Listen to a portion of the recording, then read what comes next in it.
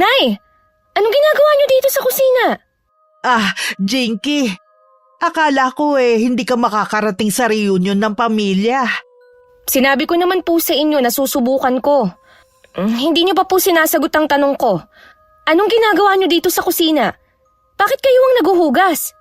Kasi anak, wala sila nakuhang tagahugas Kaya nagpresenta na ako. Nagpresenta? O kayo na naman ang napagdiskitahan nilang alilain? Anak. Bago po ako sumagot kay Tia Linda, tinanong ko na siya tungkol sa reunion na ito. Baka kasi mamaya reunion ito ng mga payabangan.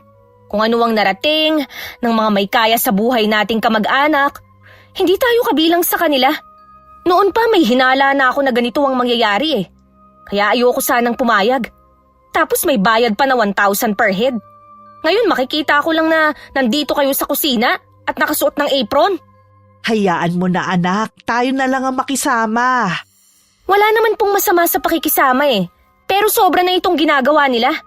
Taon-taon na lang, ginagawa nila kayong tagahugas ng pinggan. O ano, taon-taon wala silang mahanap na tagahugas?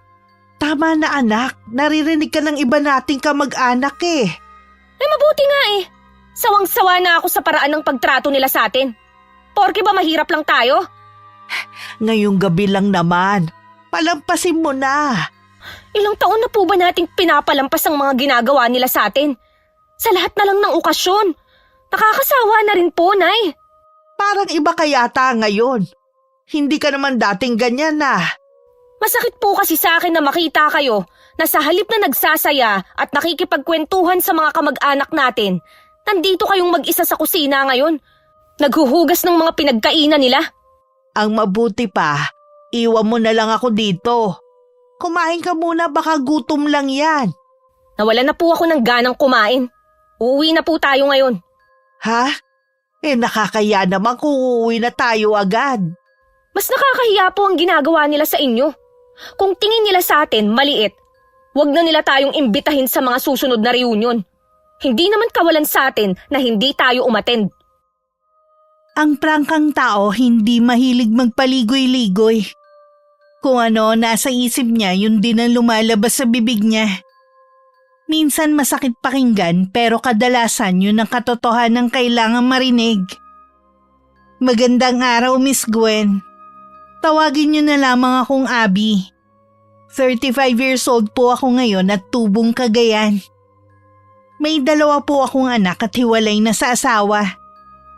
Ang ibabahagi ko pong kwento ay tungkol sa kaibigan ko noong nagtatrabaho pa ako sa Cavite.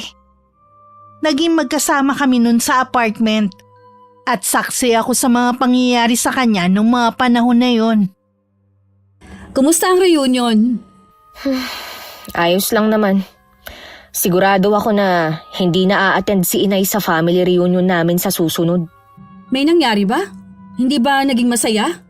Yung mga kamag-anak lang naman namin ang naging masaya Habang si Inay, mag-isang naguhugas ng mga pinagkainan nila sa kusina. Ha? Grabe naman yun. Nagbayad pa kayo nun ha? Binilan ko pa ng bagong damit at sapatos si Inay para maganda siya sa gabing yun. Tapos ganun lang pala ang gagawin nila? Anong sabi ng Tia Linda mo? Di ba nga, ayaw niyo na sanang umattend, siya yung mapilit? Yung isang pinsan daw ni Nanay na galing pang Canada ang may gusto na paghugasin siya. May mga kamag-anak talagang akala mo kung sino na porke nakatungtong lang sa ibang bansa.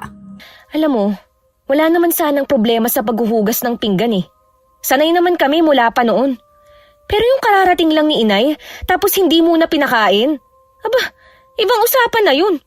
Kaya rin hindi kita masisisi kung bakit malayo ang loob mo sa kanila. Naranasan ko yan dati, sa side naman ng dati kong asawa. Sinabi ko talaga kay Inay na wag na siyang pupunta sa kahit anong okasyon ng kamag-anak namin. Siya lang kasi ang matigas ang ulo Intindihin mo na lang ang nanay mo. Siyempre, nakikisama lang din siya. Lagi ko naman siyang iniintindi Teka nga, ano ba ang ingay na yun sa labas? Sinaway ko na nga ang mga yan kanina Sabi ko nga may mga panggabi ang trabaho dito. Oh, saan ka pupunta? Lalabasin ko lang sila. Hinay-hinay sa pagsaway ha. Anak ng konsehalang isa sa kanila. Ano? Bawal lang sawayin pag ganon? Alam mo naman kasi ang nanay nun. Paglabas nga ni Jinky, sa mismong tapat namin naglalaro ng bola ang ilang kabataan. Kabilang na ang anak ni konsehala na si James na laging pasimuno ng gulo sa lugar namin. Nang lumabas nga ako, sandali lang silang tumigil bago bumalik sa paglalaro. Kanina pa kayo sinasaway ah! Hindi ba kayo makaintindi na may natutulog dahil panggabi sa trabaho? Huwag kayo dito maglaro sa tapat namin! Huwag niyo na akong titigan! Matagal ko nang alam na maganda ko! Mabuti na itaboy mo. Pero ingat ka ha, baka mamaya mapag-initan ka. Alam mo naman ang mga kabataan ngayon, mga siga. Kaya lang naman matatapang ang mga yan dahil sa mga konsentidorang magulang. Totoo naman. Ang hirap kaya ng panggabi ka, tapos walang tulog. Palibasa nga kasi hindi pa nila nararanasan na magtrabaho ng ganon. Kapag nagsumbong sila sa mga magulang nila, lalo na ang James na yun, haharapin ko naman sila. Okay lang yan, basta alam mong nasa tama ka. Pero hinay-hinay lang sa pagtataray ha. 3 taon na kami magkaibigan ni Jinky at magkasama sa apartment. Kahit 4 na taon ang tanda ko sa kanya at may 2 na akong anak, hindi naging hadlang yun para maging malapit kami sa isa't isa. Malaki rin ang pagkakaiba ng ugali namin ni Jinky. Mas seryoso kasi siya, prangka at mataray makipag-usap lalo na kapag hindi niya kursonada. May pagkakahawig din ang kwento ng buhay nilang mag-ina sa buhay ko. Ang nanay kasi ni Jinky iniwan ng kanyang ama nang malamang buntis ito. Ako naman mula pa lang ng pagsasama namin iresponsable na ang asawa ko. Pero umaasa na magbabago. Pero hanggang naging 2 na ang anak namin, mas lalo pang lumala ang ugali niya kaya nagpasya na akong iwan na lang. Sa kasalukuyan nanay ko ang nagbabantay sa mga anak ko sa probinsya namin. Habang nagtatrabaho ako dito sa Cavite bilang factory worker. Sinong kausap mo? Hindi naman kasi maipintay ang pagmumukha mo. Pinuntahan daw kasi si nanay ng mga kamag-anak namin para pagsabihan.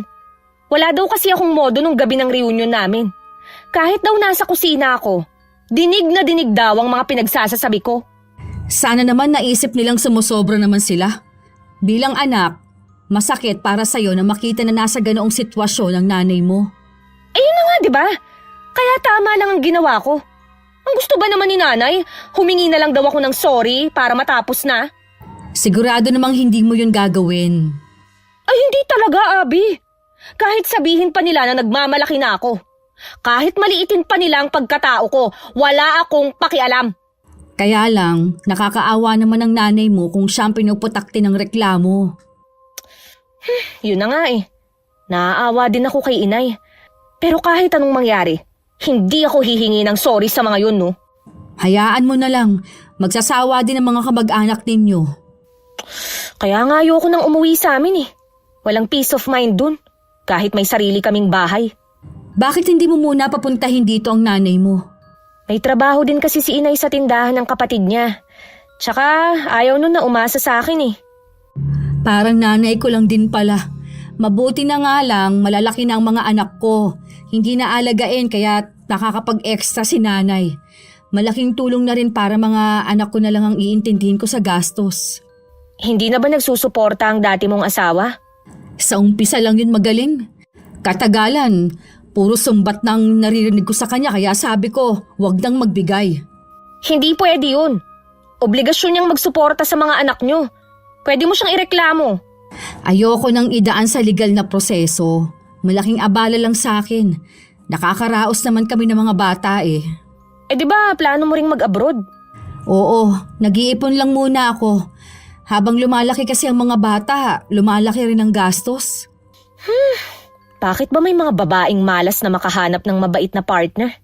Ay, ganun talaga ang buhay. Kaya ako, mas gusto ko na mag-isa na lang sa buhay ngayon. Huwag mong sabihin yan.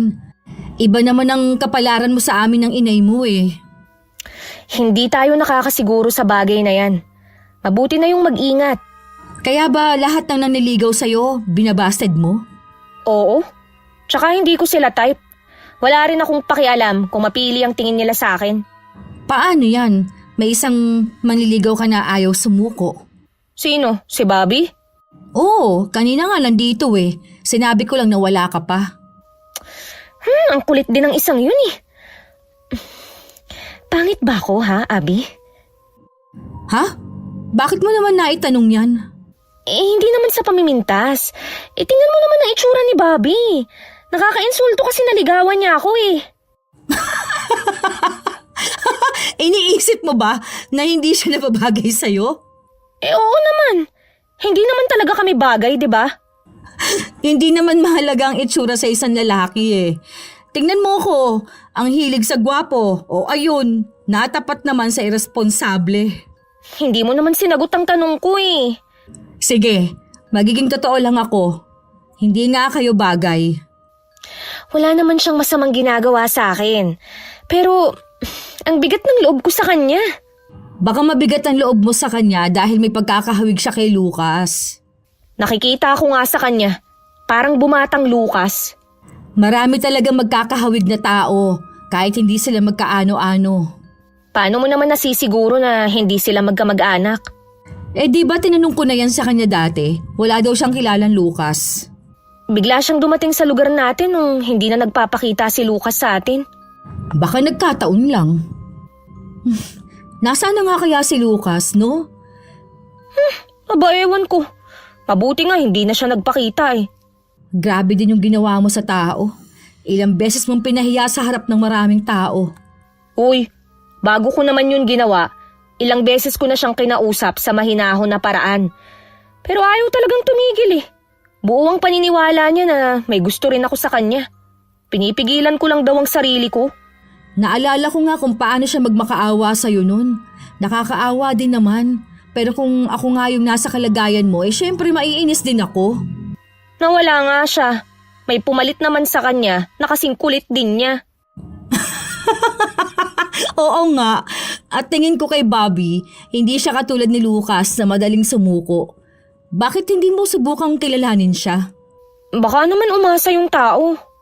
Hindi naman porke kakausapin mo, may bala ka na ring sagutin. Dapat malinaw din yun sa kanya. Bahala na. Sa pagkakaalam namin, truck driver si Bobby na ang dinideliver mga manok na lilitsunin sa buong Cavite. Umuupa din siya sa lugar kung nasan kami. Maliban pa dun, wala na kaming alam sa pagkatao niya. Isang araw na day off ni Jinky, umuwi muna siya sa kanila para dalawin ang ina. Tubong Cavite lang naman si Jinky samantalang ako sa Cagayan pa ang probinsya. Panggabi ako nun kaya pagdating ko ng umaga agad ako naglaban ng mga uniform at marurumi kong damit. Nagulat pa nga ako nang biglang sumulpot si Bobby. Nagulat naman ako sa'yo. Magugulating ka pa rin hanggang ngayon. Sa totoo lang, sa'yo lang ako magugulatin. Si Jinky ba ang hinahanap mo? Hoy, dumating na ba siya galing trabaho? Umuwi siya sa Bacoor dinalaw ang nanay niya. Uuwi ba siya kagad? Naku, bukas pa yun. Baka nga dumiretso na siya sa trabaho Pakibigay na lang to sa kanya. Ano naman ba ito? Cookies yan. Sabi nung napagbilang ko, special daw yan. Mukhang masarap Sana kainin niya. Kinakain naman niya ang mga binibigay mo. Alam ko namang hindi niya kinakain. Bakit parang sigurado ka sa sinasabi mo? Kasi tuwing nagkikita kami, hindi siya nagpapasalamat sa akin Pagpasensyahan mo na lang si Jinky. Ganun talaga yon. Tsaka hindi pa siguro handa na tumanggap ng manliligaw. Kailan pa siya magiging handa? 26 anyos na siya. Sa tingin ko kasi may trauma ang kaibigan ko dahil sa pag-iwan sa kanila ng tatay niya. Hindi naman ako gaya ng tatay niya Hindi tama na lahatin niya mga lalaki. Sana naman, matulungan mo ako kay Jinky. Ano naman ang tulong na magagawa ko sa'yo? Ilakad mo naman ako sa kaibigan mo. Tatanawin ko malaking utang na loob sa'yo yun. Ang pwede ko lang gawin, iabot sa kanya mga ibinibigay mo, pero hindi ko siya pwedeng pakialaman. Ay, malaking bagay na sa akin na tanggapin niya ang mga binibigay ko. Paano? Papasok na ako sa loob. Inaantok na kasi ako Naglaba lang talaga ako. Walang imik na tumalikod si Bobby. Ako naman pumasok na sa loob ng bahay. Bago ko itinabi, tinitigan ko muna ang cookies na nasa tab na ibinigay niya. Hindi ko maiwasang mapangiti na ako ang unang titikim nun. Lahat kasi ng binibigay nito sa kaibigan ko sa akin muna niya pinapakain bago niya kainin. Naniniwala kasi si Jinky na makokontra nun kapag merong gayuma ang pagkain na bigay ng lalaki. Ilang sandali pa nahiga na ako. Nakakaramdam na rin kasi ako ng antok. Aba, Sabel, nandito pala ang bastos mong anak. Ano po ba ang problema niyo sa akin, Chong? Tingnan mo, Sabel, kung makatingin tong anak mo. Hindi naman kasi maganda ang binitiwang mong salita, kuya eh. Oh, bakit? Totoo naman bastos tong anak mo eh. Akala mo kung sino na, factory worker lang naman. Tama na, Kuya Alfie. Hindi ako papayag na pagsalitaan mo ng ganyan ng anak ko sa mismong pamamahay namin. Kaya pala namimihasa yung anak mo kasi kinukonsinti mo.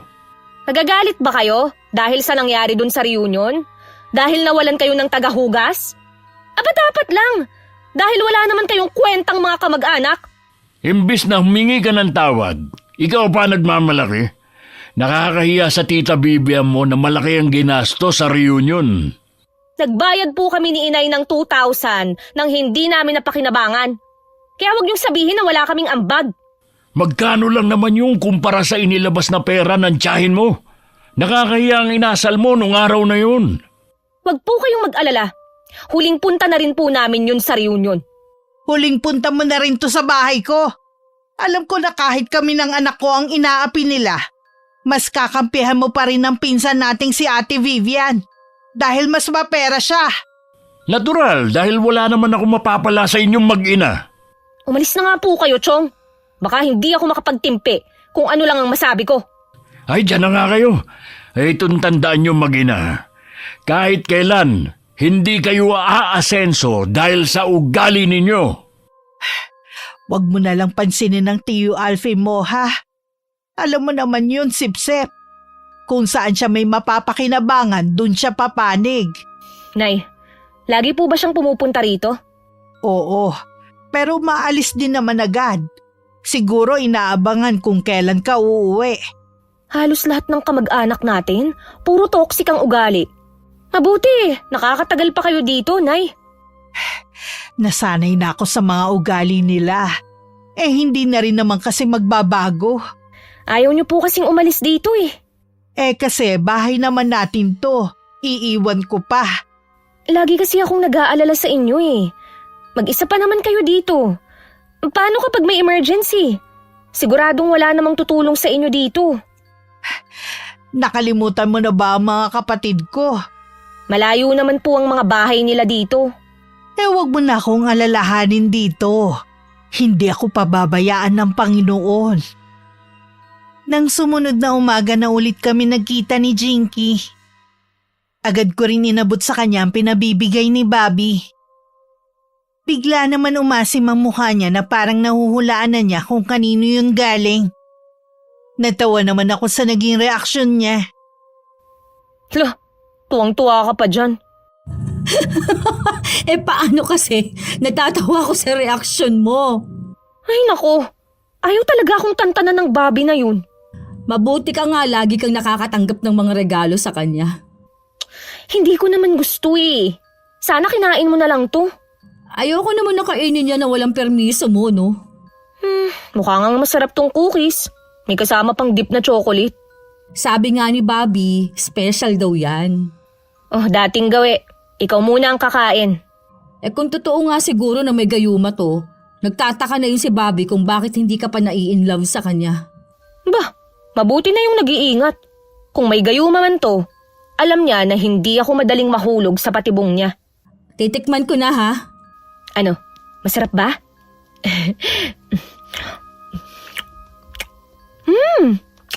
Oo nga, masarap to.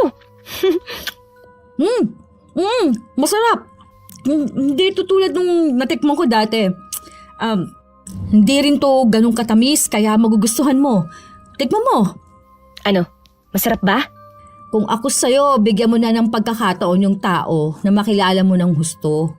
Kapag hindi pa rin nagbago ang damdamin mo, edi saka mo tapatin na wala siyang pag-asa sa'yo. Sa tingin ko, Abby, hindi na magbabago ang isip ko tungkol sa kanya. Pero sige, susubukan ko. Tamang-tama, wala tayong pasok sa linggo. Papuntahin natin dito. Sige, ikaw na ang bahala. Huwag kang mag-alala, hindi ko naman kayo hahayaan na mapag-isa. Nang makita ko nga si Bobby, niyaya ko siya sa apartment namin para mananghalian sa linggo. Para naman kako makabawi sa mga binibigay niya. Kulang na lang mapunit ang labi nito sa sobrang ngiti. Dumating ang araw ng linggo, simple lang ang niluto naming ulam ni Jinky. Ginisang gulay at pritong galunggong na paborito namin. Nang dumating naman si Bobby, may dala siyang lechon manok at 2 leche flan. Aba, nag-abala ka pa talaga. Hindi naman ako papayag na makikain lang dito na libre. Dapat may dala rin ako. Puro leche flan yata ang dala mo, Bobby. Baka mamaya magkanda leche-leche tayo dito. Mapagbiro talaga yun si Jinky. Maupo ka na dyan. Maghahain lang ako, ha? Salamat nga pala, Jinky. Inimbita mo ako dito sa apartment nyo. Si Abby ang may gusto. Nahihiya kasi siya dahil lagi ka nalang nagbibigay ng kung ano-ano. Gusto lang niyang makabawi sa'yo. Nagustuhan mo ba yung cookies na bigay ko? Oo. Kumain naman ako. Pero si Abby ang umubos. Hindi naman kasi ako mahilig sa cookies eh. Siguro yung mga binibigay ko sa'yo dati, si Abby lang din ang umuubos. Oo. Dahil hindi ko naman kayang ubusin ang mga yun eh. Tsaka halos lahat kasi matatamis. Hindi ko talaga hilig ang mga matatamis na pagkain. Sabihin mo sa akin kung ano mga pagkain na gusto mo. Para sa susunod yun ang ibibigay ko sa'yo. Nako, kahit ano, basta wag lang mga chocolate at matatamis na pagkain. Sige. Sa susunod, alam ko na kung ano dadalhin. Kain na tayo. Kanina pa ako nagugutom eh. Ako muna ang kumain ng lechon manok. Nang makalahati ko na yung hita, pasimple akong sumenyas kay Jinky na pwede na niyang tikman. Tsaka lang siya kumuha ng manok at kumain. Si Bobby naman yung ginisang gulay at isda ang kinain. Bakit hindi ka kumakain ng lechong manok na dala mo? Para sa inyo talaga yan. Okay na ako dito sa gulay at isda. Oy, kain ka lang ha. Huwag ka mahihiya. Sana sa susunod sama-sama uli tayo sa tanghalian. O sige, kapag pareho kami walang pasok ni Jinky, lagi ka namin iimbitahin. Okay lang ba talaga na bumalik ako dito sa inyo, Jinky? Oo naman. Sana wag mo lang bigyan ng ibang kahulugan ah. Pare-pareho tayong dayo sa lugar na to at nangungupahan. Tama lang na tayo magkakaibigan. Oo nga. Sa totoo lang, kayo pa lang ang naging kaibigan ko sa lugar na to eh. Saan nga pala ang probinsya mo, Bobby? Taga Quezon Province ako. Kayo? Tubong Cagayan ako. Si Jinky, sa Bacoor lang siya. Oh, taga Quezon ka rin pala? Oo, bakit? May naalala lang akong kakilala na pareho kayo ng probinsya. Ay oo nga no. Si Lucas nga pala, taga Quezon din. Si Lucas? Yung nanligaw dati kay Jinky? Ang kulit din nun, grabe. Hanggang sa trabaho sinusundan si Jinky. Bakit ayaw mo sa kanya, Jinky, kung mabait naman? Wala. Ayoko lang sa kanya eh. Alangang pilitin ko ang sarili ko. Ano ba ang gusto mo sa isang lalaki? Hindi lang ako sa itsura bumabase. Gusto ko rin yung mayaman. Yun bang tipong hindi ko na kailangang magtrabaho sa mga susunod na taon ng buhay ko? Uy, Bobby, kain ka pa ha? Ubusin mo na yung gulay. Si Jinky ang nagluto niyan. Salamat, Abby. Nabusog na ako sa pagkain na niluto niyo eh. Hanggang matapos kaming kumain, tahimik na rin si Bobby. Mukhang hindi niya nagustuhan ang sinabi ni Jinky. Ako na lang ang nakipagkwentuhan sa kanya. Dahil ang kaibigan ko na nagpresenta na magliligpit ng pinagkainan namin. Makalipas nga ang 2 oras, nagpaalam na rin si Bobby. Tumango lang si Jinky dito at hinatid ko naman siya hanggang labas. Bakit mo naman sinabi yun sa tao? Para may ideya na siya na wala siyang maaasahan sa akin. Bigla tuloy akong naawa sa kanya. Bakit ka naman maaawa sa kanya? Nanamlay na kasi siya bigla eh. Siguro kung hindi mo siya sinabihan ng ganon, magtatagal pa siya. Mabuti nga umalis na siya agad. Lalo akong kinutuban ng hindi maganda sa kanya. Dahil ba taga Quezon din siya gaya ni Lucas? Nagkataon lang yun, no? Malakas talaga ang loob ko na magkakilala sila. Ano naman ang dahilan niya para ikaila na magkakilala sila ni Lucas? Sige nga. Hindi ko alam sa kanya. Ayaw mo lang kasi sa kanya, kaya hinahanapan mo siya ng butas. Iba talaga ang pakiramdam ko sa kanya. Maniwala ka. Nung una, pinagdududahan mo na baka gusto kang gayumahin ng tao o ngayon naman, iniisip mo nakakilala niya si Lucas. Magkamukha naman kasi sila eh. Tapos isang probinsya pa. Sabi ko nga baka nagkataon lang lahat. Bahala ka na nga kung ayaw mong maniwala. Tingin ko naman hindi na siya babalik pa dito sa atin. Huwag mo na lang siyang isipin. Ano pala yung ginagawa mo? Inaasikaso ko na itong resume ko at ilang requirements na kailangan. Di ba 1 buwan na lang endo na ako? Oo nga pala. Ito talaga ang buhay ng factory worker. Kaya nga gusto kong mag-abroad eh. Kung talagang kapalaran mo na makapag-abroad, mangyayari yan. Oo nga eh. Mga anak ko kasi ang dahilan kung bakit gusto kong makaalis. Gusto ko silang mabigyan ng magandang kinabukasan.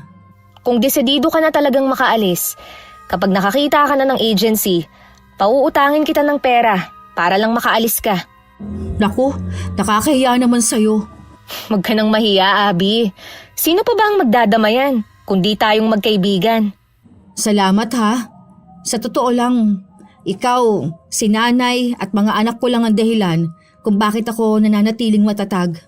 Alam ko kasing nandyan lang kayo para sa akin. Tama na nga ang drama natin. Baka magkaiyakan pa tayo eh. Kainin mo na nga pala yung leche flan ah. Titikim din ako ng konti. Buong akala namin ni Jinky hindi na ulit pupunta si Bobby. Dahil sa nangyari nung huling beses siyang pumunta sa apartment namin. Nagkatinginan pa kami magkaibigan bago ibinalik ang tingin kay Bobby nang ngiting-ngiti sa harapan namin. May dala na naman siyang lechon manok at 1 bote ng Coke. Dahil parang ipinako na sa kinatatayuan nito si Jinky, ako na nagpatuloy kay Bobby sa loob at saka pinaupo. Inabot naman ito ang mga dala. Nakakabigla naman ang bigla mong pagsulpot dito sa amin. Sana hindi ko kayo naabala. Hindi naman. Wala nga lang kaming nailutong ulam. Balak sana namin na bumili na lang ng lutong ulam doon sa labasan eh. Hindi nyo na kailangan bumili ng ulam. May dala na ako. Nakakahiya naman sa'yo. Lagi na lang espesyal ang dinadala mong ulam. Wala yun. Espesyal kayo sa akin eh. Kaya tama lang na masarap ang daling ko sa inyo. Maiwan ko muna kayo ha. Magsasaing lang ako. Kanina ka pa yata tahimik, Jinky. Hindi ko kasi inaasahan na pupunta ka pa dito sa amin. Tapos wala man lang pasabi. Paano kung may trabaho kami? Nakita ko kasi kayo kaninang nakatambay sa labas. Kaya alam ko na wala kayong pasok ngayon. Wala ka bang trabaho ngayon? Ang totoo niyan, hindi ako pumasok para lang makapunta dito sa inyo. Hindi maganda ang uma-absent sa trabaho, Bobby. Sigurado nakaltas yan sa sahod mo. Ayos lang. Ang mahalaga, makita kita. Tatapatin na kita, Bobby, ha? Hindi porke pinapapunta kita dito sa amin. May pag-asa ka ng sasagutin ko. Naniniwala ako na balang araw magbubunga din ang ginagawa ko. Sa totoo lang kasi, meron na akong nagugustuhan. Malayong malayo sa'yo. Pwede bang malaman kung sino siya? Kahit naman sabihin ko sa'yo, hindi mo naman kilala eh. Wala pa naman yata kayong relasyon eh. Kaya may pag-asa pa ako. Bahala ka. Matutulad ka lang din kay... Kay Lucas? Oo, at sa iba pa. Bakit kailangan mo taasan ang standard mo sa pagpili ng lalaki? Ordinaryo ka lang naman. Ano ngayon? Dahil ba tingin mo sa akin, ordinaryo lang? Wala na akong karapatang mamili? Ang sa akin lang kasi, huwag ka masyadong mataas. Baka bigla kang lumagapak. Hindi yun mangyayari. Tignan na lang natin. Hindi ko na nagugustuhan ang takbo ng usapan ng dalawa. Lalo na ang sinasabi ni Bobby sa kaibigan ko. Magkaganon man, pinakiharapan ko pa rin siya ng maayos. Pero si Jinky tahimik lang habang kumakain kami. Kakaiba rin ang sulyap ni Bobby sa kaibigan ko. Kahit ako biglang kinilabutan. Parang ayoko na rin siya papuntahin sa apartment namin. Bago to umalis, nakigamit muna siya ng banyo. Nung wala na ito, saka lang kami nakahinga ni Jinky. Parang may kakaiba kay Bobby kanina. Para akong sasabog sa inis kanina. Mabuti nga napigilan mong sarili mo. Hindi ko rin nagustuhan ang mga sinabi niya kanina. Kung noon wala na siyang pag-asa, lalo na ngayon. Ayoko na siyang makita. Ayoko na rin siyang pumunta dito. Ay nako, mabuti naman at tatauhan ka na rin. Maayos naman kasi siya nung una eh. Malay ko ba na may ugali pala siya. Para talaga siyang si Lucas eh. Ay nako, maloloka na ako sa kakaisip. May iba nga pala ako. Totoo ba yung sinasabi mo kanina na meron ka nang nagugustuhan? Oo, pero hindi pa ako sigurado sa kanya. Gusto ko munang kilalanin siya. Ganon din siya sa akin. Tama yan. Mahirap yung basta ka nalang magtitiwala. Hindi pa rin mawala ang inis ko kay Bobby. Huwag mo na siyang isipin. Mag-focus ka na lang sa lalaking nakilala mo. Oo nga. Bakit ba kailangang masira ang mood ko nang dahil lang sa Bobby na yun? Mamaya labas tayo. Bili tayo ng ice cream. Mabuti pa nga. Matagal na rin tayong hindi nakakapag-ice cream eh. Sabi ni, ice cream lang ang magpapasaya sa'yo. Makalipas ang 1 linggo, muling bumalik si Bobby na may dalang pagkain at maliit na kahon na hindi ko alam kung ano ang laman. Ako lang ang humarap sa kanya at dinahilan na masama ang pakiramdam ni Jinky. Kaya hindi kami pwedeng tumanggap ng bisita. Akala ko titigil na siya pero nung sumunod na linggo pumunta na naman siya. Hindi na rin nakapagpigil si Jinky na tarayan ito. Hindi ka ba talaga makaramdam ha? Hindi namin gusto na pumunta ka pa dito. Bakit naman? Akala ko welcome ako sa apartment niyo. Akala mo lang yun. Ano ba nagawa kong mali? Wala naman. Basta ayoko lang napupunta ka pa dito. Wala naman ako nakikitang masama kung dadalaw ako. Malinis naman ang intensyon ko sa'yo. Ang kulit! Bobby, nakakaistorbo ka na kasi. Pwede bang umalis ka na lang? Pati ba naman ikaw, Abby? Ayaw na rin akong papasukin. Naging mabuti naman ako sa inyo. Wala ka naman kasing pag-asa sa kaibigan ko. Nagsasayang ka lang ng oras. Mabuti pa, humanap ka na lang ng ibang babae na maliligawan. Si Jinky lang ang gusto ko. Hindi ka ba talaga makaintindi? Hindi kita gusto, Bobby. Kahit kailan, hindi kita magugustuhan. Dahil ba hindi ako gwapo? Di sana hindi mo na lang tinanggap ang mga dala ko. O bakit? Sinabi ko bang magbigay ka sa akin ng mga regalo, ha? Kusa mo yung ibinigay. Aba, mahiya ka naman para isumbat sa akin yun. Tinanggap mo naman, kaya akala ko nagpapakipot ka lang pero ang totoo may gusto ka rin sa akin. Alam mo, maraming namamatay sa maling akala. Alam ko, katunayan nga niyan namatay ang isang taong malapit sa akin dahil sa maling akala. Oh, yun naman pala eh. Baka matulad ka sa kanya kung hindi mo pa ako titigilan. Ito ha, payo ko rin sa'yo. Bago ka manligaw, manalamin ka muna. Tanungin mo yung sarili mo kung bagay ba kayo ng babaeng gusto mong ligawan. Hindi kasi lahat nadadaan sa regalo.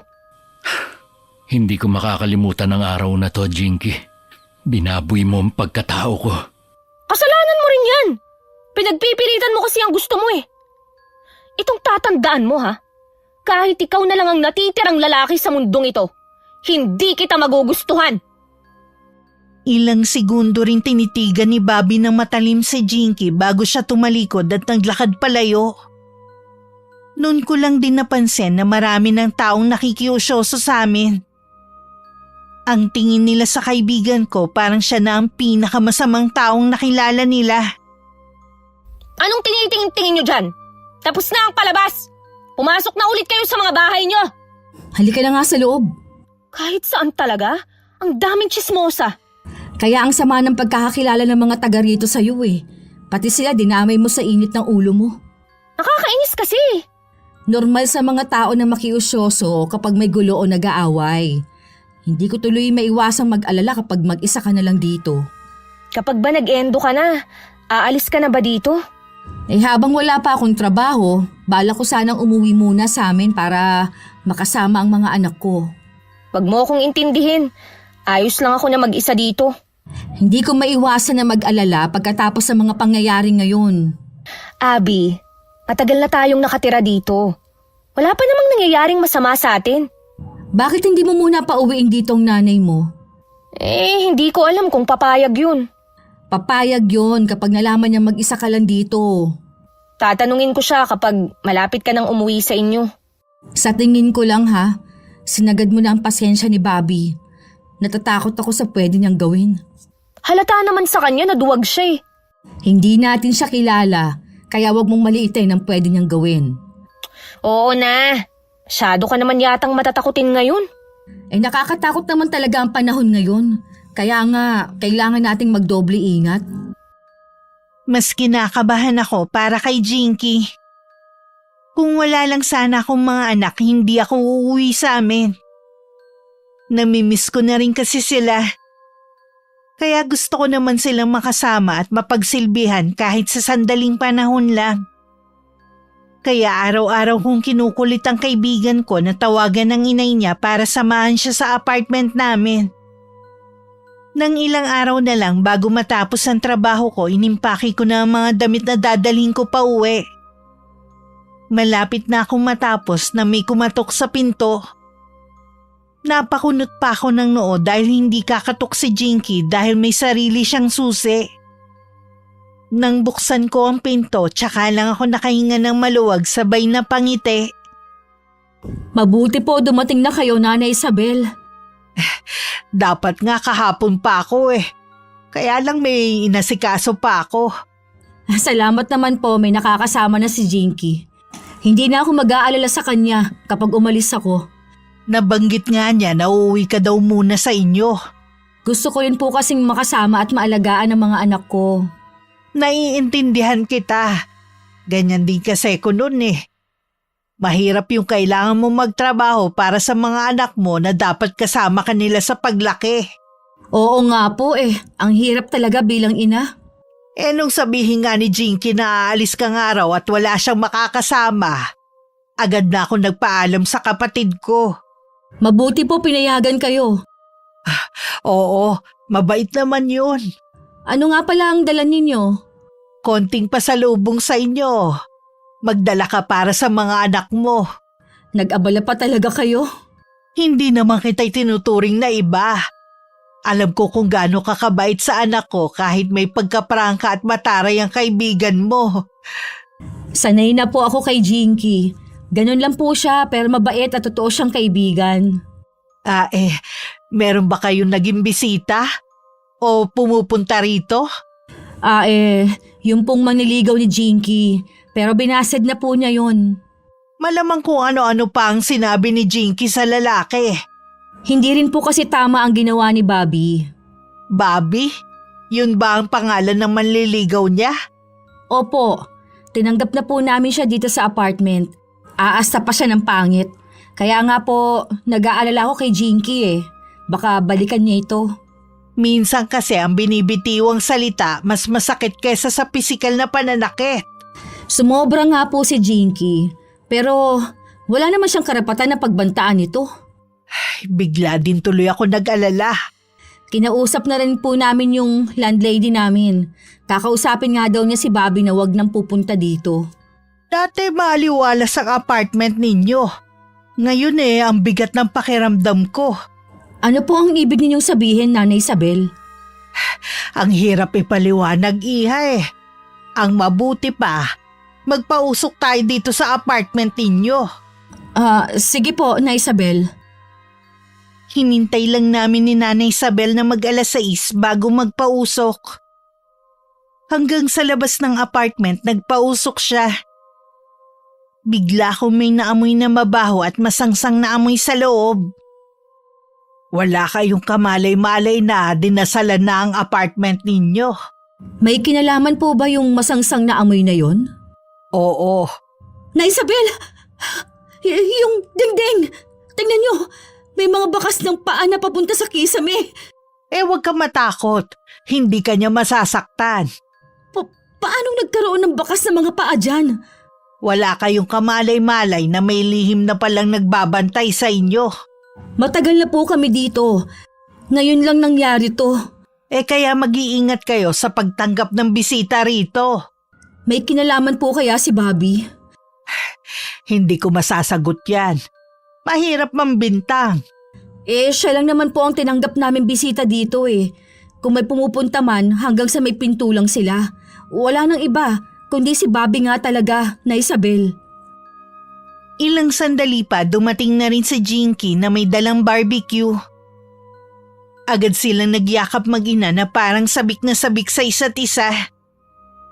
Nang kumalas ang kaibigan ko, biglang nalukot ang ilong nito dahil may naamoy na usok. Itinuro ko naman ang mga bakas ng paa sa may dingding. Sinundan niya yon hanggang sa kisame. Si Nanay Isabel naman ang nagpaliwanag. Unti-unti nang naglalaho. Oo nga, mabuti na lang dumating ang nanay mo at nalaman natin na may kababalaghan na palang nangyayari dito sa apartment natin. Kung ako lang ang masusunod, mas gusto kong lumipat na kayo ng ibang mauupahan. Mahirap pong maghanap ngayon ng mauupahan, Nay. Mahirap na kasi lalo na may manliligaw ka pala na hindi tanggap ang pangbabasted mo. Hindi na rin naman po nagpakita ulit yun eh. Sinumbong na rin namin sa landlady namin. Kahit na, lalo na ngayon uuwi na si Abby sa kanila. Paano kung matagal siya bumalik? Hindi naman pwede na matagal ako dito dahil may trabaho din ako. Hindi ko po kasi mauuna ang paghahanap ng malilipatan. Tapos ang hirap pa maglipat ng mga gamit. Pwede naman tayo magtanong sa mga kakilala natin eh. Nako, Jinky, pagkatapos ng nangyari, ayoko nang tumira dito, no? Napakamatatakutin mo talaga. Tama naman si Abby. Tutulong din naman ako sa paglilipat niyo eh. Sige na nga po. Kayo na ang masusunod. Para din naman sa kapakanan mo ang iniisip ko eh. Alam ko naman po yun, Nay. Tingnan nyo, wala na ang bakas sa dingding. Oo nga. Nawala na rin ang bigat ng pakiramdam ko sa bahay na to. Isasara ko na ang mga bintana. Jinky, Oh, bakit ka natigilan dyan? si Bobby, nakatingin dito sa atin. Nako, huwag siyang magkamali na lumapit dito. Umalis na rin siya. Siguro, napansin niyang nakita ko na siya. Siguro, siya yung sumusunod sa akin kanina. Pakiramdam ko kasi may nakasunod eh. Tuwing lilingon naman ako, wala akong nakikita. Patay na batay talaga sa yung lalaking yun. Alam nyo, minsan nagdudulot din ng kapahamakan ng matinding obsesyon ng isang tao. Bago ang araw ng pag-uwi ko ng probinsya, kinausap ko rin ang may-ari ng inuupahan namin. Sinabi niyang pinuntahan nga daw niya ang inuupahan ni Bobby na nagkataon pinsan niya ang landlady noon. Habang nagkukwento nga ang landlady namin, hindi ko maiwasang kilabutan at matakot na rin. Naisip ko ring tama lang na umalis kami sa lugar na yon. Ano? Baon si Bobby sa utang? Oo, ilang buwan na raw itong hindi nakakabayad kaya pinaalis na ng may-ari. Nang pasukin nga nila ang kwarto nito, doon nakita ang mga picture mo. Paniniwala nga daw nung may-ari, nagsagawa ng orasyon si Bobby para magayuma ka. Kung ganun, tama lang pala na hindi ako ang unang kumain ng mga pagkain na dala niya. Buti, hindi ako ang nagayuma niya. Hindi naman kasi ikaw ang gusto niya eh, kaya hindi tumalab sa'yo. Oo nga, Kaya pala ang bigat ng dugo ko sa kanya. yun pala ang rason. Mabuti na lang malakas ang pakiramdam mo. Huwag mo na nga pala tong mababanggit kay nanay ha. Baka kasi lalo siyang mag-alala sa akin eh. Nasaan nga pala si Nanay Isabel? Pumunta siya sa palengke. Gusto daw niyang magluto bago ka umuwi bukas. Ang sweet naman ng nanay mo. Ang nanay ko kasi matapang eh. Mabait pa rin naman kung tutuusin dahil inaalagaan ng mga anak mo. Oo, alagang-alaga niya nga ang mga apo kaya panatag ako kahit malayo ako sa kanila. Basta wag lang ako magkukulang ng padala. Ayaw kasi ni nanay na tinitipid ng mga apo. Ay, sana nga talagang makapag-abroad ka na. Wala kasing mangyayari sa atin kung dito lang tayo sa Pilipinas eh. Sinabi mo pa, mahal ko ang bansa natin. Kaya lang, hindi naman kayang bumuhay ang sahod dito eh. Lalo na sa mga pangkaraniwang taong gaya natin. Abby, maghanap ka kaya ng afam? Naku, baka itakwil na ako ni nanay. Kabilin-bilinan noon na wag na ako mag-aasawa. Makontento na lang daw ako sa mga anak ko. Kahit mayaman ang mahanap mo? Hindi yun naniniwala sa mga kwentong mayaman, nagkagusto sa mahirap na may anak pa. Nanay mo talaga, napakanega. Ganun talaga yon. Naiintindihan ko naman siya. Yan na yata si nanay nasakay ng tricycle. Mamaya na ulit tayo magkwentuhan ah. Tutulungan ko muna siya. Nung gabi masaya kami nagsalo-salong tatlo. Kahit alam ko namang babalik pa ako, hindi ko pa rin maiwasang maluha. Nasanay na kasi kung magkasama kami ni Jinky. Sa kabila nun, masaya pa rin ako dahil makakasama ko na ang mga anak at nanay ko. Kinabukasan nga hinatid pa ako ni Jinky sa sakayan bago siya pumasok sa trabaho niya. Mahigpit pa kami nagyakapan bago ako sumakay. Kumakaway pa ang kaibigan ko sa akin na mahagip ko sa maraming tao si Bobby. Sigurado akong siya yun. Dahil umaandar na ang sasakyan ko, nagchat na lang ako sa kanya pero hindi siya online. Ganun kasi siya kapag papasok na sa trabaho, nakatago na ang cellphone. Malamang sa pag-uwi pa niya mababasa ang message ko. Narinig mo bang sinabi ko, ha? Ano po yun, Nay? Sabi ko, uwi muna ako sa atin. Meron kasing pinagagawa ang tiyo mo sa akin eh. Babalik din ako sa gabi. Ano ba tinitingnan mo sa cellphone mo? Natulala ka kasi. Ay, si Abby po ang kachat ko. Nasa na daw siya? Baka mamaya pa po siya makarating sa kanila. Siguradong hindi na yun mapakali. Sabik na yun sa mga anak eh. Nay, kung gabi na kayo babiyahe pa uwi dito, sa umaga na lang kayo umuwi. Ayoko kasi na bumabiyahe pa kayo ng gabi eh. Wala kang kasama dito bukas ng gabi. Ayos lang naman po ako. Parang isang gabi lang naman na wala akong kasama eh. Sigurado ka ba? Opo, unahin niyo muna ang pinapagawa ng kapatid niyo. Lagi naman akong magchat-chat sa inyo pag uwi ko dito. Kung wala ka lang sanang pasok isasama na lang kita. Masyado po kayong nag-aalala. Hindi na naman ako bata eh. Wala sa edad ang pag-aalala naming mga magulang. Kahit magkaedad ka na, mag-aalala pa rin ako sa'yo. Maiintindihan mo lang ako kapag naging nanay ka na rin. Siguro nga po. Pero ayoko naman yung sobrang OA. OA pala ha? Nay naman, bakit niyo ako pinalo ng sandok? Sabi mo kasi OA ako eh. Paano po kasi minsan, ginagawa niyo na akong parang bata? Sobra na kayong mag-alala. Natural nga lang sa aming mga magulang yon. Alam ko naman po yun. Pero sana naman, pagkatiwalaan niyo ako na kaya ko naman ang sarili ko. Ay, siguro nga sumusobra na rin ako. Nakalimutan ko na malaki ka na. At may mga pagkakataon na hindi mo na kailangan ng presensya ko. Huwag naman po kayong magtampo, Nay.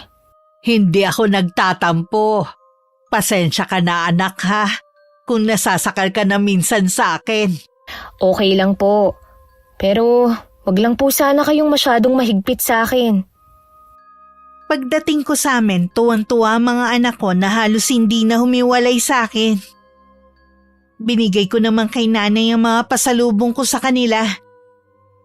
Sa yakap at nakikita kong kasiyahan sa kanila na makita ko na pawi ang lahat ng pagod ko sa mahabang biyahe. Nung gabi na alam kong nasa apartment na namin si Jinky, tsaka ako tumawag sa kanya. Sigurado ka bang si Bobby ang nakita mo? Oo, sigurado ako. Nung chinat mo nga yun, hindi na ako mapakali. Ngayon lang ako kinabahan ng ganito. Hindi mo kailangang matakot. Kasama mo naman dyan ang nanay mo eh. Umalis siya kanina at bukas pa ang balik dito sa apartment. May ipinapagawa kasi sa kanya ang tiyo ko. Huwag ka nalang lumabas dyan. Siguruhin mo rin na sarado na ang pinto at mga bintana. Pagdating ko nga, nagsara na agad ako eh. Nag-aalala nga din ako sa'yo. Hindi biro na magkaroon ka ng stalker ah. Hanggang sa pagsunod-sunod na lang naman ang magagawa niya eh. Hindi na siya makakalapit sa akin. Lalo na kapag nakalipat na tayo ng apartment. Hindi pa rin ako tinatawagan ng mga katrabaho ko eh. Baka hindi pa nababakante yung sinasabi nila na paupahan. Nagtanong-tanong na rin ako sa mga kakilala ko. Wala rin silang alam eh. Si nanay nga nagtatanong-tanong din sa mga... Oh, bakit natigilan ka sa pagsasalita dyan? May kumakatok kasi sa pinto. Huwag mong buksan. Sino yan? Sino sabi yan eh? Hayaan mo na lang. Basta nakalak na maigi ang pinto. Para kasing sisirain eh. Wala pa namang tao sa mga katabi natin dahil panggabi sila. Jinky! Buksan mo ang pinto! Bobby? Ako nga! Mag-usap tayo! Si Bobby ang nasa labas? Siya na nga. Kakausapin ko lang siya. Basta huwag kang magbubukas ng pinto. Huwag mo rin patayin ang cellphone mo. Nakikiusap ako sa'yo, Jinky! Buksan mo tong pinto! Gusto lang kita makausap! Kahit magdamag ka pa dyan, hindi kita pagbubuksan ng pinto. Kaya umalis ka na. Hindi ako aalis dito hanggat hindi mo ako kinakausap! Eh di manigas ka dyan. Wala akong pakialam. Ito na ang huling pagkakataon mo, Jinky. Kapag hindi ka pa humarap sa akin ngayon, matitikman mo ang galit ko. Kahit sumabog ka pa sa galit, wala akong pakialam sa'yo. Inuubos mo na talaga ang pasensya ko. Kapag hindi ka pa umalis, tatawagan ko ang landlady namin. Gawin mo! Ikaw pa ang matapang ngayon, ha? Akala mo yata, hindi ko alam na balak mo akong gayumahin. Yun lang ang paraan para umamo ka sa akin. Kahit kailan, hindi ako mapapaamo ng isang baliw na katulad mo. Sinong baliw? Ha? Sa tingin mo, magagawa ng nasa matinong pag-iisip ang ginagawa mo, ha? Sinabi ko na ang dahilan ko kung bakit ko yung ginawa. Tinawagan ko na ang landlady namin. Anumang oras, pupunta na siya rito. Tumahimik yata. Bobby! Bobby! Umalis na nga yata siya. Mabuti naman. Baka natakot nung sabihin mo na papunta na ang landlady natin. Siguro nga. Magpahinga ka na. Tawagan mo ako o ang nanay mo kapag bumalik siya ulit. Nang matapos ang pag-uusap namin ni Jinky, tsaka ko naman inasikaso ang mga anak ko na abala sa panonood ng TV. Sinamahan ko muna sila para banding na rin namin mag-iina. Kahit nasa amin na ako, hindi pa rin maalis sa isip ko ang kaibigan ko. Mabuti na lang bumalik na rin si Nanay Isabel ng sumunod na araw. Oh, namumula ka. Ayos ka lang ba? Medyo masama po ang pakiramdam ko eh. Para akong sisipunin, Nay. Pagkatapos mo kumain, uminom ka na agad ng gamot para hindi na tumuloy sa trangkaso. Opo. Siya nga pala. May nahanap ka na bang malilipatan? Hindi pa po tumatawag ang mga kakilala ko eh. Kung hindi ka pa rin makahanap, pwede ka na umuwi muna sa atin. Ang layo naman po kung sa atin pa ako manggagaling. Halos 2 oras din ang biyahe ko. Kapag nag-endo ka na rin sa malapit na lang sa ating ka maghanap ng trabaho. Ayoko pong umuwi sa atin. Alam nyo naman ng mga kamag-anak natin eh. Lagi mo na lang kasi silang pinapansin eh. Hindi mo na lang hayaan. Hindi po pwede na hayaan na lang sila. Kaya namimihas eh.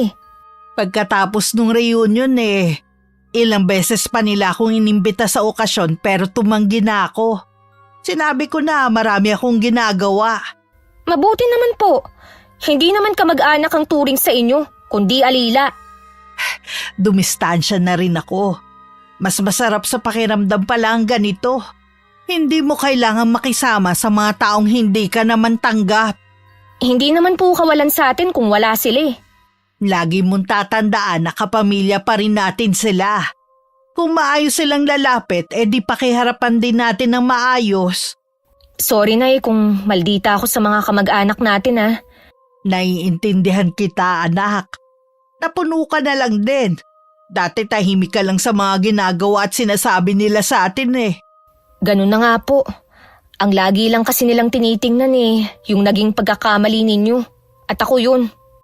Kahit yun pa ang tingin nila sa'yo, para sa akin ikaw ang pinakamalaking biyaya ng Panginoon sa akin. 1 linggo na ako sa amin nang mabalitaan kong hindi na nakakapasok sa trabaho si Jinky dahil sa trangkaso. Hindi ko na rin kasi siya natatawagan dahil abala ko sa mga anak ko at pag-aayos ng mga dokumento. Nakahanap kasi ako ng agency na pwede kong applyan papuntang ibang bansa. May taga sa amin kasi na nagtatrabaho sa agency sa Maynila. Marami na raw silang napaalis at matutulungan niya ako. Nagmamadali ako dahil may age limit ang pagtanggap nila ng aplikante. Medyo kabado ako dahil 30 na ako. Nung malaman ko nga may sakit si Jinky, nung gabi tinawagan ko siya. Napansin ko agad sa boses niya na masama talaga ang pakiramdam niya. Kumusta ka na? Kung hindi pa nag-chat si Nanay Isabel, hindi ko pa malalaman. Bumuti-buti na ngayon, kumpara nung mga nakaraang araw. Sa tagal nating magkasama, ngayon ka lang nagkasakit ng ganyan. Dati kasi sipon lang at ubo. Nagsimula nga sa sipon tapos nagtuloy sa trangkaso nung gabi. Paano yan? 1 linggo ka na palang hindi nakakapasok sa trabaho. Nakapasok pa naman ako noon. Yun nga lang, ilang beses akong nahihimatay. Ibig sabihin, malala ang sakit mo? Hindi naman, dahil nagpa-check up na ako. Sabi nga lagnat lang nga. Uso daw kasi ngayon dahil sa panahon. Sana gumaling ka na agad. Gusto nga ni nanay na umuwi muna kami sa amin. Sayang daw kasi kung magbabayad pa ng upa. Sundin mo na lang ang nanay mo. Alam niya kung anong makakabuti sa'yo. Sige, sabi mo teka nga. Puro na lang sa akin ang pinag-uusapan natin. Kamusta ka na dyan? Ayos naman, medyo busy din. Inaayos ko na nga pala mga dokumento ko. May taga rito kasi sa amin na nagtatrabaho sa isang agency sa Maynila. Tutulungan daw niya akong makaalis papuntang Taiwan. Talaga? Di mabuti. Masaya ako para sa'yo, Abby. Siguro inadya na rin na maendo na ako sa trabaho at makauwi dito sa amin. Dininig na ng Diyos sa matagal ko nang ipinagdarasal. Mabuti ka kasing tao. At para sa mga anak mo, handa mong gawin ang lahat. Kaya ikaw, pumili ka ng kakasamahin sa buhay na hindi ka lang mahal, kundi alam ang salitang obligasyon. Ang hirap kaya malagay sa ganitong sitwasyon. Kailangan kong isakripisyo na magkakalayo kami ng mga anak ko para lang sa kinabukasan nila. Darating din ang panahon na makakasama mo sila. Hindi nyo na kailangang maghiwalay. Mabilis lang naman ang panahon. Kailan lang kinakarga ko pa sila. Ngayon, malalaki na talaga. Sa kabila ng hirap na pinagdadaanan mo, alam ko na masaya ka sa pagkakaroon ng mga anak. Oo naman. Baka napapagod ka na sa pakikipag-usap sa akin ha. Ewan ko ba? Kapag ganitong oras, nanghihina ako at inaantok. Magpahinga ka na muna. Tatawag ulit ako bukas. Habang tulog si Jinky, pinagmamasdan siya ng nanay niya. Nagtataka na kasi ito kung bakit hindi tumatalab ang mga niresetang gamot ng doktor. Ni hindi man lang bumababa ang lagnat niya. Pumunta na lang siya sa kusina para magluto ng pagkain ng anak nang sunod-sunod na katukan narinig niya. Nang buksan niya yon, isang lalaki ang nakangiting nakatayo sa labas. Kahit nakangiti ito, iba ang pakiramdam niya rito. May kailangan ka ba, iho? Kaibigan po ako ni Jinky. Gusto ko lang po sana siyang bisitahin. Hindi kasi maganda ang pakiramdam ng anak ko Sa katunayan natutulog siya ngayon. Ganun po ba? Sayang naman. Ang layo pa naman ang pinanggalingan ko. Ano nga pala ang pangalan mo, iho? Ako po si Bobby. Kayo siguro nanay ni Jinky. Ikaw pala si Bobby. Siguro po naikwento na ako sa inyo ni Jinky. Oo. Pasensya ka na, iho ha. Sa tingin ko hindi ka na dapat pumunta pa rito. Malinis po intensyon ko sa anak nyo. Kahit na. Kung wala namang gusto sa'yo ang anak ko. Sinabi na niya sa'yo na wala kang pag-asa sa kanya. Masyado lang pong mataas ang tingin ng anak nyo sa sarili. Sinabihan niya ako na hindi tumitingin sa salamin. Dapat yata manalamin din siya. Iho, kung wala kang magandang sasabihin, mabuti pa umalis ka na.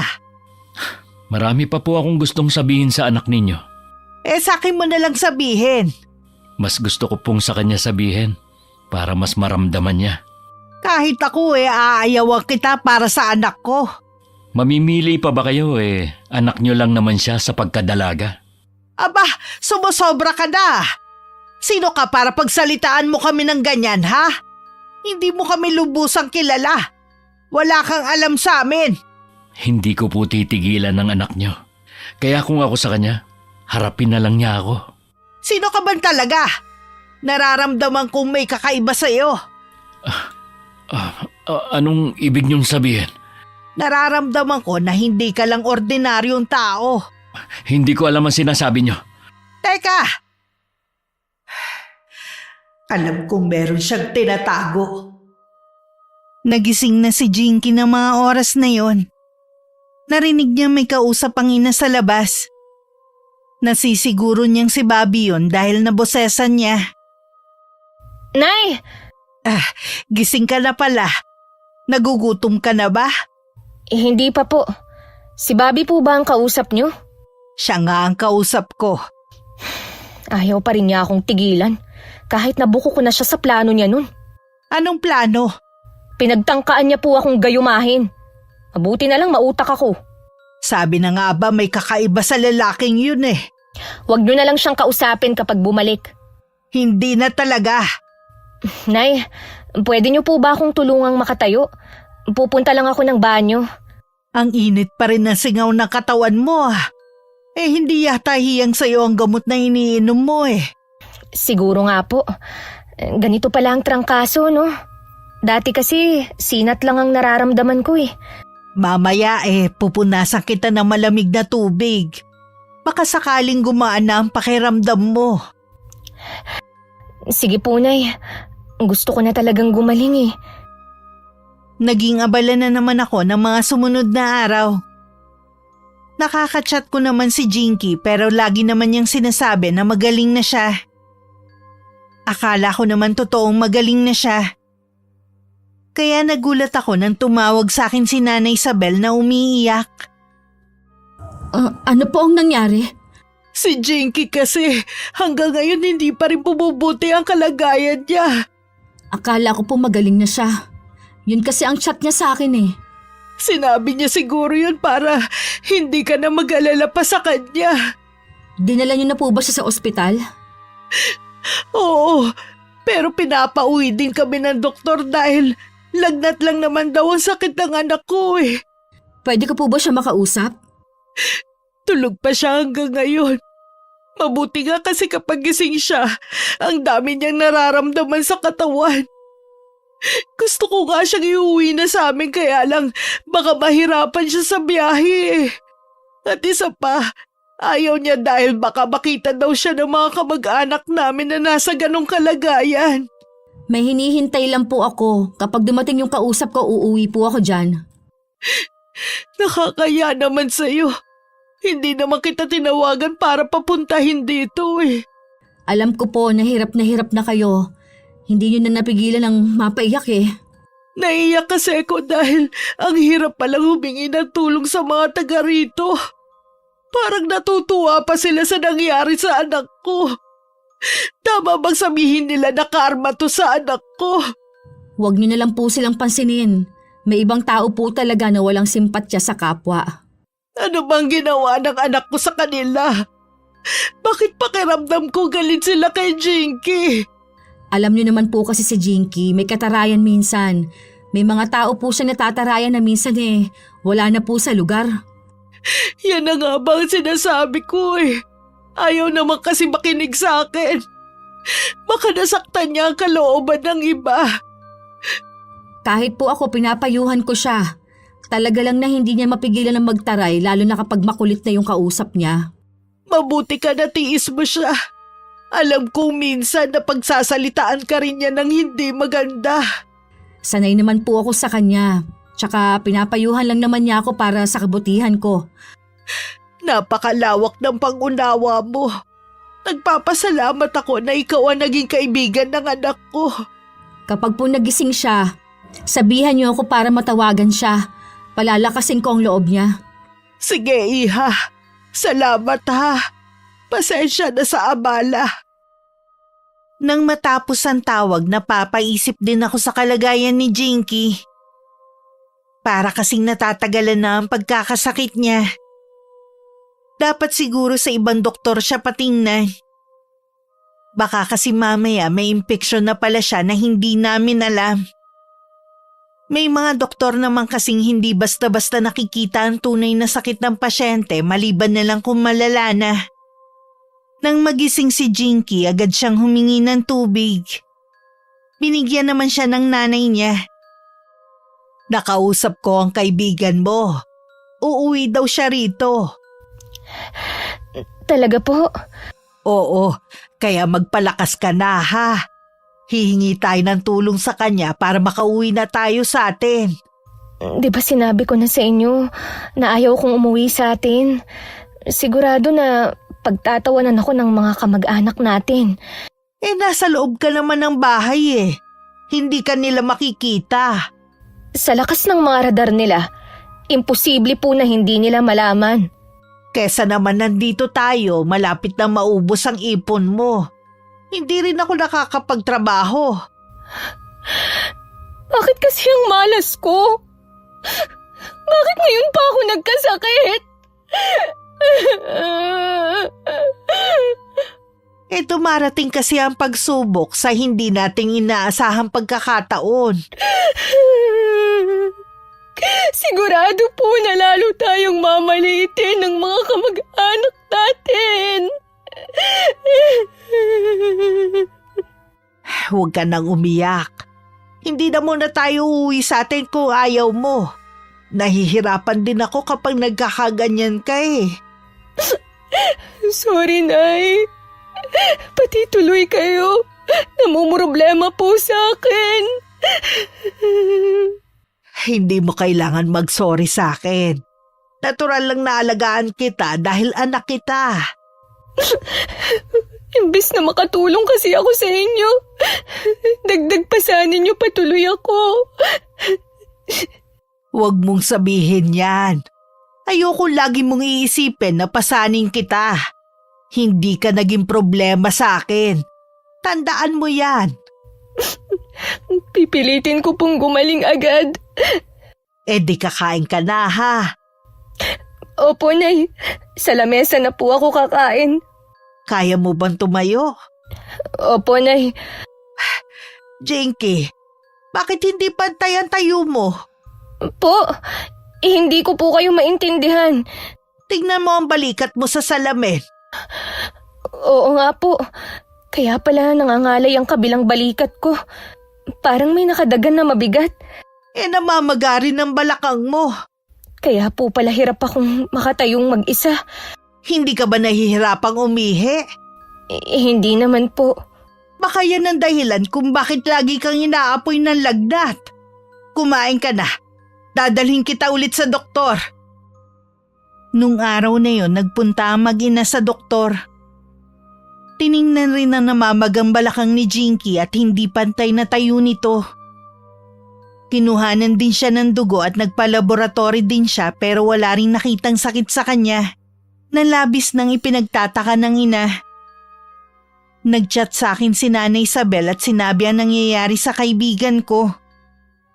Pinalita rin niya na galing sila ng ospital at pinauwi na naman sila. Nung gabing yun, pareho kaming hindi makatulog kaya magka-chat pa rin kami. Nay. Nauuhaw ka ba ha? Hindi po, Nay. Nagising po ako dahil sa panaginip ko. Ano ba napanaginipan mo? Napanaginipan ko po si Lucas. Yung nanligaw sa akin na binasted ko. May sinabi ba siya sa panaginip mo? Wala po. Malungkot at umiiyak po siyang nakatingin sa akin. Sa panaginip ko po, patay na daw siya. Posible nga rin. Hindi kaya siya nagbigay ng sakit mo. Baka bago siya mamatay, sinumpa ka niya.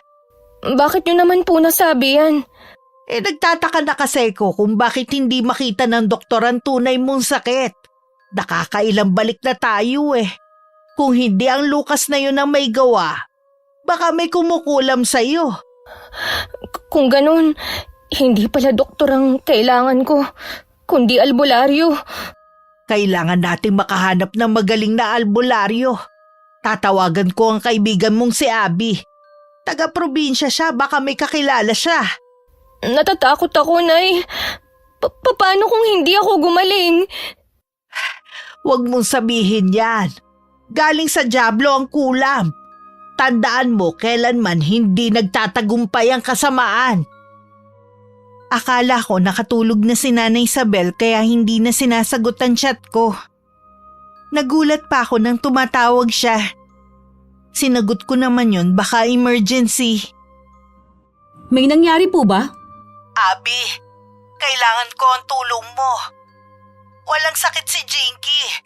Posible na meron lang nagbigay sa kanya. Ano pong ibig niyo sabihin? Kinukulam si Jinky. Diyos ko! Kaya pala hindi makita ng doktor ang sakit ng kaibigan mo. May kakilala po akong magaling na albularyo. Bukas na bukas po uuwi na ako dyan. Maraming salamat sa iyo, Iha. Hindi niyo po kailangan magpasalamat sa akin. Gagawin ko po lahat para matulungan po ang kaibigan ko. Buong gabi kung walang tulog. Iniisip ko kasi ang kalagayan ni Jinky at ang taong posibleng nasa likod na nangyayari sa kanya. Iisang tao lang ang naiisip ko. Si Bobby. Wala nang iba. Hindi biro ang kulam. Naalala ko ang tiyahin ko noon. Akala namin pangkaraniwang trangkaso lang ang sakit niya. Hanggang sa lumala at pinahirapan siya. Huli na nang malaman namin na pinakulam siya ng dati niyang karibal. Nang makahanap kami ng albularyo, hindi na siya nailigtas. Ayokong mangyari yun sa kaibigan ko. Nang ikwento ko nga kay inay, labis din siya nag-alala para kay Jinky. Kahit hindi pa ako nagpapaalam sa kanya, siya na mismo ang nagsabi na puntahan ko muna ang kaibigan ko. Pinaalalahanan din niya ako sa mga huwad na albularyo. Marami daw kasi ang nagpapanggap ngayon. Nung araw ding yun, bumalik ako ng Cavite. Kahit halos 13 oras din ang tagal ng biyahe ko, hindi ko yun ininda. Ay, salamat sa Diyos, patiwasay ka nakauwi rito. Kumusta na po si Jinky? Ganun pa rin. Kanina ka pa nga niya hinihintay eh. Abby, buti nandito ka na. Ang payat mo na. Wala ka bang ganang kumain? Wala eh. Lasang kalawang kasi ang panlasa ko. Kahit na, dapat pilitin mo kumain. Kahit pilitin ko, sinusuka ko pa rin. Nakausap ko na si Mang Dino. Pupunta siya bukas. Tamang-tama, araw ng Biyernes. Salamat ah. Nag-abala ka pa talaga na umuwi dito. Pwede ba kitang pabayaan? Kahit nga si inay, nag-aalala rin sa'yo eh. 2 tao lang ang iniisip ko na pwedeng gumawa nito sa akin. Si Bobby at Lucas. Ang iniisip ko si Bobby. Bakit mo naman naisip si Lucas? Abby, na panaginipan ko siya. Sa panaginip ko, patay na siya. Baka bago siya mawala, sinumpa niya ako. Malalaman natin bukas kung sino ba talaga nagpapakulam sa'yo. Ang mabuti pa kumain ka muna, Abby. Baka gutom ka na. Mamaya na lang ulit kayong magkwentuhan ni Jinky. Sige na, matutulog lang ako. Nakakaramdam na naman kasi ako ng antok eh. Habang natutulog si Jinky, kami muna ni Nanay Isabel ang nagkwentuhan sa mga pangyayari ng mga nakaraan. Hindi ko maiwasang maawa sa kaibigan ko. Baka noon pa may nararamdaman na siya, itinatago lang sa ina para hindi ito mag-alala sa kanya. Hindi ko rin kasi naisip agad na baka nga may kumukulam sa anak ko eh.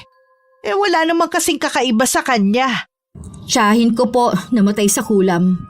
Hindi po talaga agad makikita ang mga senyales ng kulam, maliban na lang kung malala na ito. Sana naman mapagaling siya ng albularyo na sinasabi mo. Nang makausap ko po si Mang Dino, pinaiwan niya po ang litrato ni Jinky. Alam ko po, nag-uumpisa na siyang labanan ng taong nasa likod ng nangyayari sa kaibigan ko. Tuwing Biyernes lang po talaga siya pwedeng humarap sa biktima. Kapag gumaling na si Jinky sa ayaw at sa gusto niya, uuwi na kami sa amin. Hindi ko na rin siya papayagan na umupa pa ng bahay. Sa nangyari po sa kanya, baka sundin na niya kayo. Bakit kaya kanina pa nagtatahulan ng mga aso? Pansin ko nga rin po Parang galit na galit sila sa tinatahulan nila. Teka lang po sisilipin ko lang sa may bintana. Nakita mo ba? Nanay Isabel, Bakit? Ano ba ang nakita mo? ang laki po ng baboy. Yung pala tinatahulan ng mga aso. Lumayo ka sa may bintana. Hindi pangkaraniwang baboy yan. Ano po kaya yun? Nandito siya para kay Jinky. Buong gabi kaming hindi natulog ni Nanay Isabel sa pagbabantay sa kaibigan ko. Kung ano-ano ring ingay ang naririnig namin sa labas ng pinto. Kinabukasan lumabas ako at nakita ko nga ang mga mahahabang kalmot sa may pintuan. Hindi ko rin alam kung narinig ba ng mga katabi namin ang ingay kagabi. Nung bandang hapon dumating na si Mandino kasama ang binatilyo nitong apo. Una tinawas muna si Jinky gamit ang langis. Pinahiran niya to ng pakru sa noo at saka dinikit ang bond paper na hinati sa 4. Nang kunin niyo ng manggagamot may figura na lumabas doon. Dalawang mukha ng lalaki ang lumabas. Ang nakikita kong dahilan ng pangungulam ay matinding galit at paghihiganti dahil sa pagkabigo sa pag-ibig. Kung ganon, sila ang nasa likod ng nangyayari sa kaibigan ko. Pakiusap po. Pagalingin niyo po ang kaibigan ko. Gagawin kong lahat para gumaling siya, Iha. Jinky, kaya mo yan ha? Nandito lang kami. Binalingan na muli ng albularyo ang kaibigan ko. Pinahiran niya muli ng langis ang noo ni Jinky at saka dinikitan niyo ng panibagong papel. Parang sinasapian na nagwawala ito at pilit tinatanggal ang papel sa noo niya. Kitang-kita ko pa kung paano magsilabasan ang mga ugat nito sa noo, leeg at mga braso. Patahimikin mo na ang kaluluwa ng kapatid mo. Hayaan mo na siyang makatawid. Naparamdam mo na sa babaeng ito ang galit mo. Tumigil ka! Tanggalin mo ang papel na to! Kung hindi mo titigilan ang babaeng ito at hindi ka makikipagkasundo, ikaw din ang magsisisi sa bandang huli. Matigas ka, ha? Binala na kita! Itinaas pa ni Jinky ang kamay na parang humihingi ng tulong sa akin. Nang akmang lalapitan ko siya, pinigilan ako ng apo ni Mang Dino. Umiling-iling pa siya na parang sinasabi na huwag akong makialam. Dahil hindi ko matagalan na nakikita kong paghihirap ng kaibigan ko, lumabas muna ako ng kwarto. Naabutan ko sa labas si Nanay Isabel na may hawak na rosaryo at umuusal ng dasal. Tumabi ako sa kanya at nagdasal din para sa kagalingan ni Jinky. Makalipas ang mahabang sandali, lumabas na rin si Mang Dino. Pinuntahan agad ni Nanay Isabel ang anak. Kumusta po si Jinky? Maayos na ang lagay niya. Matapang ang kaibigan mo at malakas ang pananampalataya. Salamat po sa inyo. Kayo ang ginamit na instrumento para mapagaling ang kaibigan ko. 2 araw muna ang pinalipas namin ni Jinky bago pinuntahan ang bagong tinitirhan ni Bobby. Sa pagtatanong sa mga kakilala niya, natuntun namin ang tinutuluyan niya. Bakas pa sa mukha niya ang pagkagulat na mapagbuksan niya kami ng pinto. Kami rin nagulat dahil mukha siyang may sakit. Paano niyo na lamang dito ako nakatira? Nagtanong-tanong kami sa mga kakilala mo. May sakit ka ba? Binalik sa akin ng albularyo na yun ng sakit na binigay ko kay Jinky. Ganun ba talaga kalaki ang galit mo sa akin? Para kulamin ako? Oo, kulang pa nga yan sa ginawa mo kay Kuya Lucas. Kuya? Kapatid mo siya? Kaya pala malaki ang pagkakahawig ninyo. Ikaw ang dahilan kung bakit siya nagpakamatay. Hindi ko alam na gagawin niya yun. Hindi mo kasi muna iniisip ang mga binibitawan mong salita. Hindi lahat kayang sikmurain ng mga sinasabi mo. Huwag mo sanang sisihin ng kaibigan ko kung ginawa man yun ni Lucas. Ilang beses naman siyang kinausap ng maayos sa Jinky na wala siyang pag-asa, pero mapilit siya. Ginusto niya yun. Kahit ano pa ang paliwanag mo, ang kaibigan mo pa rin ang may kasalanan. Bobby, sana mapatawad mo ko. Ngayon hihingi ka ng tawad. Sa palagay mo kaya ganun kadali lang? Dalawa lang kami ni Kuya. Tapos ngayon mag-isa na lang ako sa buhay dahil iniwan na niya ako. Ang sama talaga kasi ng tabas ng dila ko eh. Siguro, galit ako sa mundo dahil sa nangyari sa amin ni Inay. Kaya minsan, nagiging prangka ako at dinadaan ko rin sa pagtataray. Patawarin mo ko, Bobby. Paulit-ulit ka mang humingi ng tawad. Hindi na maibabalik ang buhay ng kapatid ko. Hindi ko na maibabalik, oo. Pero handa akong magbago. At sana, ganun ka rin. Kilala ko ang kaibigan ko. Hindi madali sa kanyang humingi ng tawad pero ginawa niya. Ibig sabihin lang nun, nagsisisi na siya sa ginawa niya. Hindi ganun kadali. Pero sisikapin ko na mapatawad ka balang araw. Sana patawarin mo rin ako sa ginawa ko. Dala lang yun ng matinding galit at pangungulila sa kapatid ko. Akala ko kapag nasaktan kita makukuha ko ang hustisya, hindi pala. Bumalik din sa akin ang ginawa ko. Hangad ko na maging masaya ka at mahanap mo ang katahimikan sa puso mo. Bobby, hindi pa huli para ituwid natin ang mga pagkakamali nating nagawa. Lumapit ka lang sa Panginoon. Hindi ka niya bibiguin. Pakikinggan ba niyan tulad ko na gumamit ng karunungang itim? Oo naman. Basta bukal sa puso mo ang pagsisisi at paglapit sa Kanya. Salamat sa pagpunta niyo. Nalinawan na ang isip ko. Magbabalik loob na ako sa Panginoon ng buong puso. Alam kong magaan na ang pakiramdam ni Jinky dahil sa wakas nagkapatawaran na sila ni Bobby. Wala talagang imposible sa pagpapatawad basta mula ito sa puso. Paano yan? Uuwi ka na sa inyo? Oo, tama rin kasi ang sinabi ni Inay. Hindi ko kailangang makipagmatigasan sa mga kamag-anak namin para patunayan na ako ang tama. Kung hindi nila ako pansinin, di okay lang.